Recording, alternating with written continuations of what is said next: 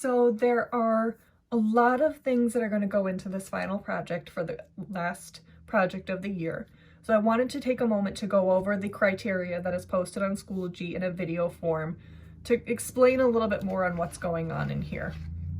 So just to clarify, what you're going to be creating is an altered book, meaning you're going to be taking a used book and altering it using mixed media techniques, painting, drawing, collage, etc. And you're creating your book around a central theme.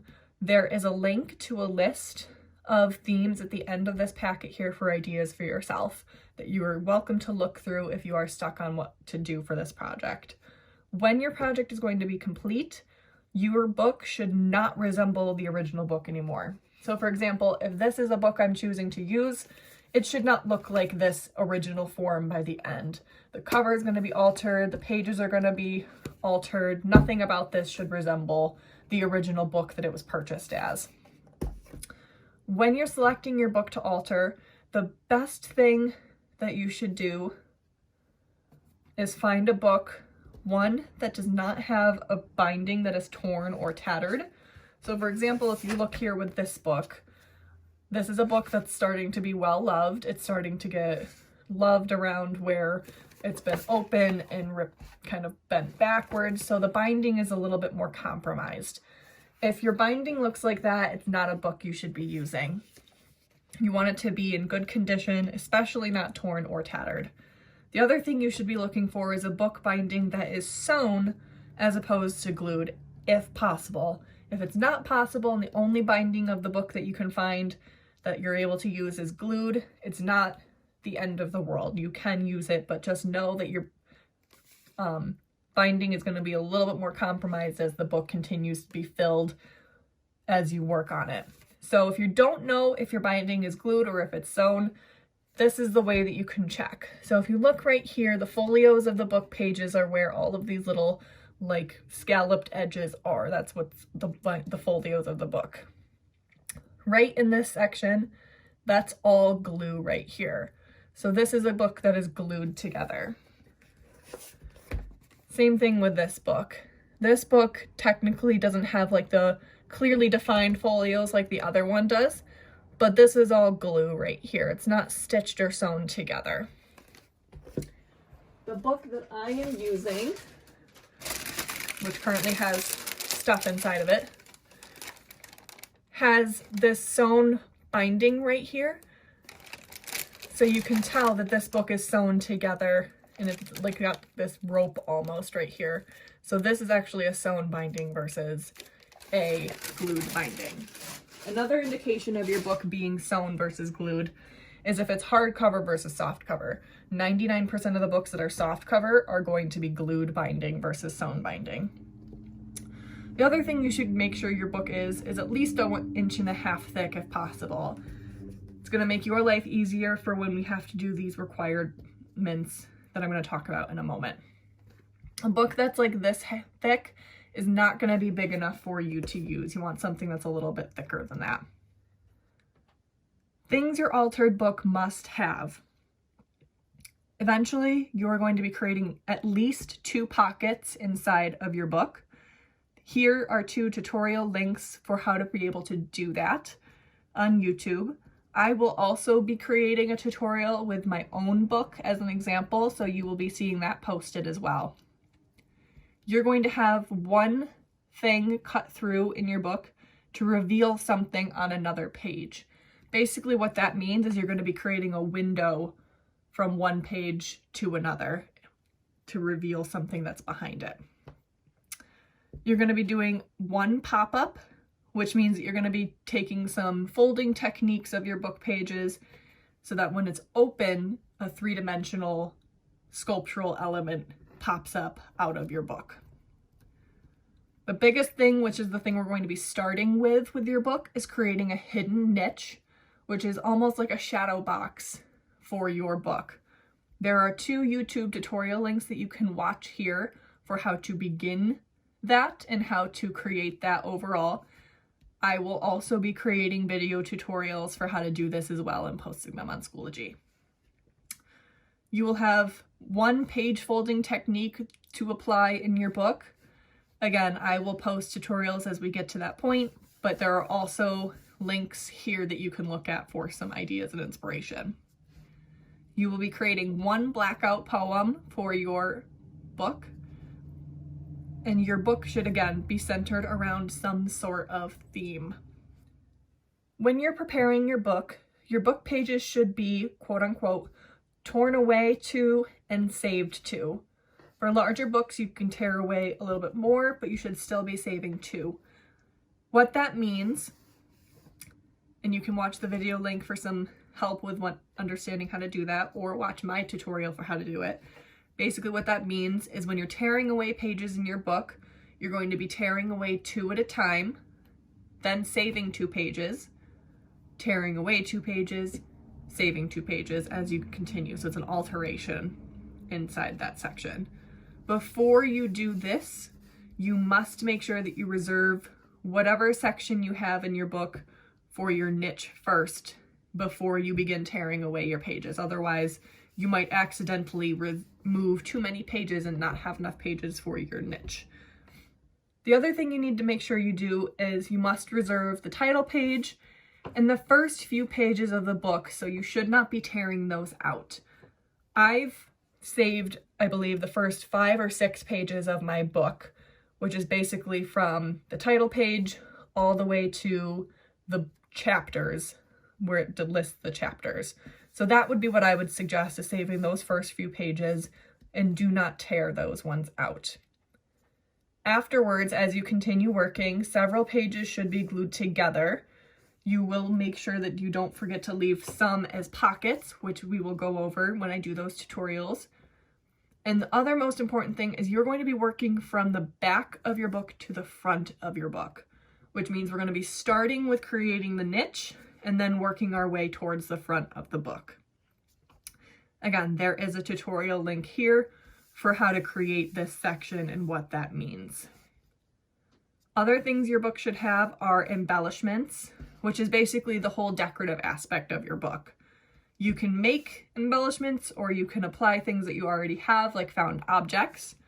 There is a whole list that I will show you in the back of this pamphlet of ideas that you can use, but some examples are cloth, various papers, ribbon, string, chains from old jewelry, tags of any sort from present making, creating pressed flowers with things that you find outside now that things are starting to bloom.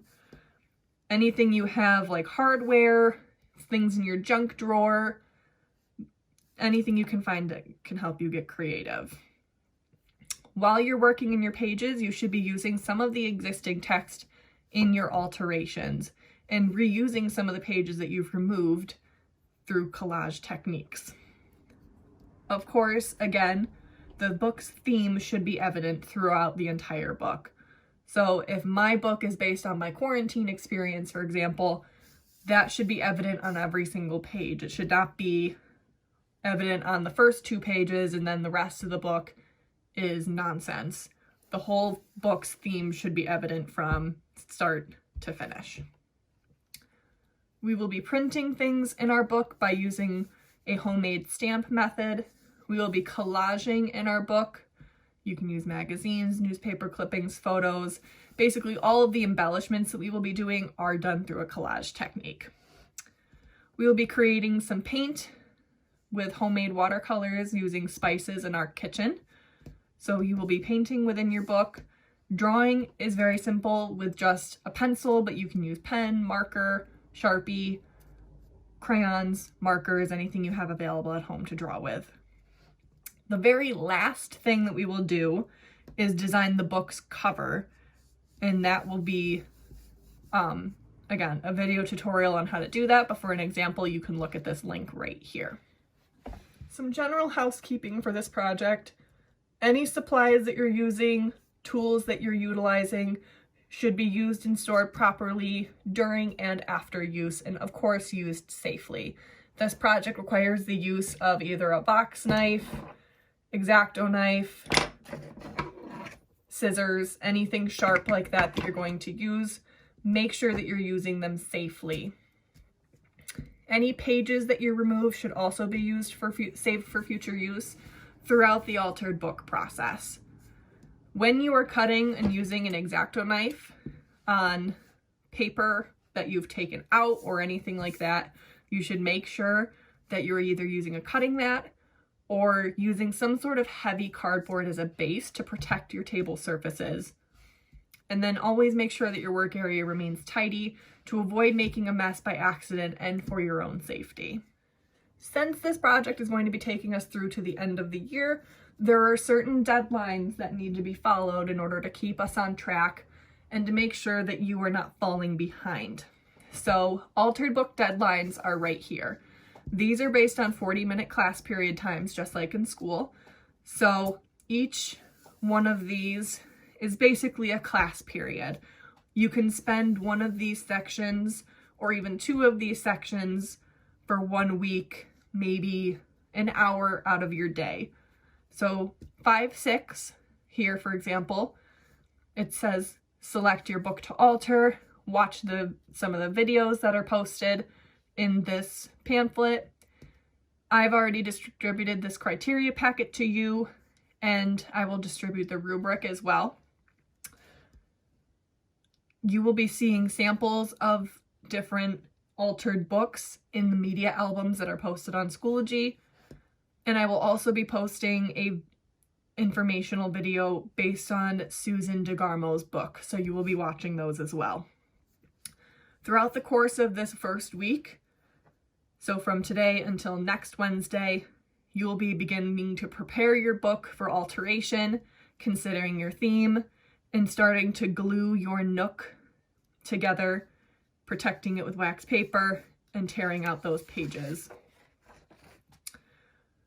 Also this week, just to get us sparked for some inspiration, we will be watching a TED Talk by Brian Dedemer, and you'll write a 1.5 page summary based on that TED Talk.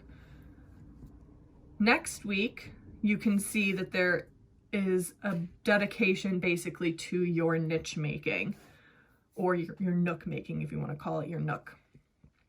The next deadline is next week, 5/13, where you're going to basically record a small video of the progress of your book to submit onto Schoology. Shouldn't be more than about 30 seconds long, just to make it easier to upload onto Schoology. But I just want to see you flip through your book and see how much pages you've torn out, what your niche is looking like so far, and any other things that you've started to do. After that, you can see here other deadlines posted as well. So for example, the next one after 5/13 is on 5/20, where your nook should be cut and glued, and the plan for your book is complete. So you're going to plan that out either with sticky notes or just scrap pieces of paper with notes. And you'll post that video progress to Schoology as well. All of these dates might be subject to change depending on when we are told that school is completed. So if there is any change to these dates, you will be known well in advance. Here are some supplies that you can use for your altered book project. Not all of these are necessary to use, but they are to help you get some inspiration. So things you can find around your home to gather for your project. You can use buttons, fabric of any kind, fibers of any kind. If you have a puzzle at home that's missing several pieces that your family refuses to throw away, that would be something you can incorporate as well. Old playing cards you haven't used in years, small little trinkets that you find around your house. Anything from old stamps and pins, old jewelry, beads, library cards, ticket stubs from movies or concerts. You can use real flowers, or if you have fake flowers at home that you have permission to take and cut up and alter in some ways, you can use those as well. If you have an old junk drawer at your house that collects meaningless things that your family refuses to get rid of, every family has a junk drawer. That is the perfect place to find things that you can incorporate into your book. Most of the time they have like old keys, no one knows what they go to, wire, small like hinges, screws, washers, gears, maybe even old dry cleaner tags, bottle caps. Other things you can include are some old photos, but make sure you have permission before taking them and using them in your project. Seashells, marbles. If you have old dollhouse trinkets you're allowed to take, you can incorporate those into your books as well. If you have decorative paper, you can incorporate those, or you can make your own decorative paper by drawing and painting and then cutting your paper up into scrap pieces for your book's collage. Magazine photos and images, little craft pom-poms are great. Watch parts and sequins, measuring tape, washi tapes, the list can go on and on. The most important things that you'll need for your altered book are these art supplies here. Obviously, the old book with a sewn binding is the most important. If it doesn't have a sewn binding, but you can have one that's a glued binding, it's okay, but just remember that the integrity of the book spine might be compromised with a glued binding versus a sewn binding. Obviously, make sure you have permission from your parent or guardian before altering any books in your house.